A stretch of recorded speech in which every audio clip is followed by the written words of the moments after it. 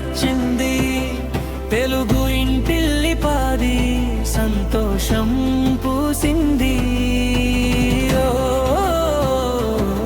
కొత్త సంవత్సరము మన జీవితం కొత్తగా మొదలైంది. పచ్చని తోరణాలు